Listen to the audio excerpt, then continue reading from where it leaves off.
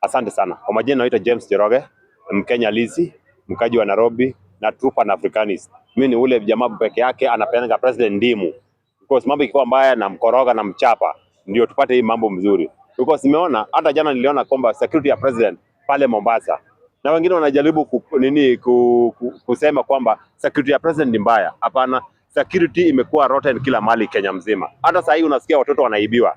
So unataka kila watoto wapewe security. Hiyo security imekuwa from both kwa huko chini hata kwetu kwa nyumba yetu, cost of economy. Unaweza pata pesa kuacha kwa nini juu ya table, hata bibi ameiba. Hakuna security ya kila kitu in this country because vitu ziko rotten kabisa. That's why mwenye kwa steering, mwenye alitupatia presidency lazima tone down, arekebisha, waache na mambo ya siasa. Na hii siasa wanapiga ndio, that's why wana lose focus. Na mimi kama mpenda amani, mpenda Raila Amolo Odinga na ule defender wa human rights, nataka kusema hivi: this our president alioverpromise wa Kenya sana. Aliweka wa Kenya na vitu vingine mingi sana. Unajua uongo imekuwa nchi yetu, kila mtu watu wawili ndio wanasema ukweli. Mtoto mlevi na mtoto. Kila mtu anasema uongo. Hata hapa kanisa wetu. Pastor akitaka gari anaambiwa anapigiwa rambe. Lakini hao wengine wakitaka gari anaambiwa anawaombea. So unaona hiyo confusion, deceiving, una deceive watu sana. Watu wamekuwa wakora. Ni kama pia Wakristo pia the same Wakristo, unaona wanadanganyanga watu sana. Wakristo unajua wanajifanyanga wanajua Mungu kushinda shetani. Shetani anashakuwa na Mungu hivi. So kila mtu anatupanga, that's why nasema hivi. Hii nchi yetu ndio tukua turekebishe, lazima kila mtu atoke nje na tukua steadfast. Hizo kora ndogo ndogo ndio inafanya hii nchi ikuwa nini? Sasa hii wanasema wanataka kuleta finance bill. Na hiyo walijua kwa nini finance bill ya last time ilikuwa imechange. Yes. Sasa hivi wameshana wengine wajafanya public participation. Mimi kama Njoroge kwetu Karatina, shosho yangu pia nauliza hii finance bill iko na nini? Na mimi sasa ni explain shosho yangu aje, because kwa katiba yetu inasemekana we have two official language, English and Kiswahili. Na nimesikia hiyo finance bill iko kila kitu hapo iko in English. So what about my grandmother? Atafanya aje? So lazima mimi nimsomee, lakini mimi pia sijasoma, pia nimewachia class 3. Unaona hiyo? So hakuna, I expect government ama wale Minister of Finance wakuja up to the village level, watu break down finance bill iko na nini hapo ndani, because we are the taxpayer. Yes, so hii kitu wanatukogaroga hapa, mara tu wanapiga kelele, because we need to be explain hii finance bill nini iko ndani, na pia uzuri yake iko wapi na ubaya wake iko wapi. Yes, sasa hii naona tu vile sasa hii hata unaona vile walikuwa wanajua security iko. Sasa hii wanajua watu wanaenda ku demonstrate. Sasa hii wako hapo kila mahali, polisi wako. Na wanatumia taxpayer money kufanya hii mambo kama hizi. So that's why tunasema hivi, there's a problem with our country. Na mimi pia bado nalia tu, kwa nini Raila Amolo Odinga alikufa? Hizi vitu kama ujinga kama hizi ndio tuko tumependa. Vitu are not there, has been happening in our country. For example, me even I'm confused. Unajua kuna vitu zingine pia, because mimi ni kile kitu baba Raila Amolo Odinga aliniwaachia, democracy, ODM na ile ya kulinda familia yake. Na sasa ndio tunasema hivi.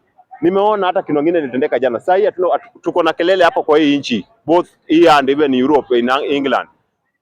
Watu wanajua kama support. I want to address the supporters of Arsenal. Walikuwa wamejua Raila Amolo Odinga alikuwa mpenda Arsenal. How comes wanangoja hiyo mpaka baba akufe ndio achukue kikombe? That is an injustice to Raila Amolo Odinga. Watu ODM pia, watu ODM pia wanangoja Raila Odinga akufe ndio wapatie Oburu Odinga party leader. Kwa nini wakumpatia ile siku nani? Raila alikuwa wai. Safaricom pia niko na nyinyi. Mnangoja baba Raila Amolo Odinga akufe ndio muongeze limit ya Fuliza. Ile wanaumia, au kuongeza limit ya safari Fuliza. Mnangoja baba anakufa, anazikwa ndio mnaongeza limit. Sasa kila mtu anatuchekelea kama sisi wafuasi wa Raila Amolo Odinga. That's why kila kitu inafaa to revive kwamba Raila Amolo Odinga irudishwe tena ndio tuanze afresh, because wana take advantage.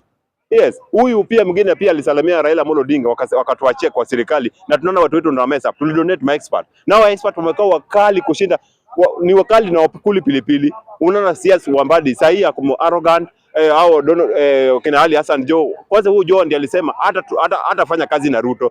Ako na pesa. Sasa hii ndio wakali kushinda hata nini? Wanajifanya ni wakali, ni mkali hata kushinda hata pilipili. So that's why hii nchi yetu iko na shida bana. That's why nilikuwa nimesema tumekuwa confused in this country whereby degree holders are looking for job holders are looking for degree. Wale single wanataka kuolewe, wale wameolewa wanataka kuachana wakuwa single. You see that kind of confusion? Hii tumelemewa. That's why mimi mwenyewe kama Raila Amolo Odinga alituachia chungwa, siwezi patia Ruto chungwa, ninampatia ndimu. Na sasa hiyo ndimu inakoroga huko, kila mtu amechanganyikiwa because they didn't respect Raila Amolo Odinga. Raila Odinga lingangana hii nchi mpaka amejiapisha hapo Uhuru Park ndiye akuwa president, na Wakenya tu walikuwa. Sasa hii unataka baba ndiye alilani hawa watu, na mimi baba hizi nilani because sisi tuko loyal kwake. Na that's why tunasema hivi, sisi kama wana Kenya We don't want any politician atoke kwa ukabila. We don't want any tribal politics in this our country.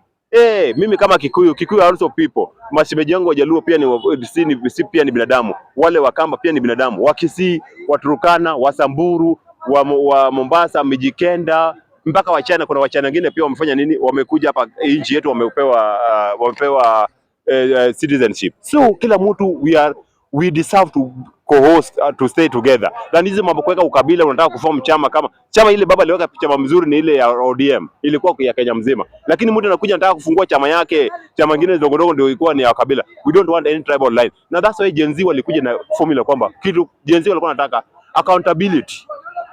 Yes, uwezi sema one term mama matuta kwao mali unatoka. Governor yako anafanya kazi, MC yako anafanya kazi, MP yako anafanya kazi, senator wako anafanya kazi yake ya ku counter check what the government is doing. Kama hizo kila mtu aende home, kila mtu apewe ndimu. Because mnatukoroga sana. So that's why mimi nasema hivi kama James Njoroge, mbunge wa Karatina. I just want our country to run well. And hizo zingine dogo dogo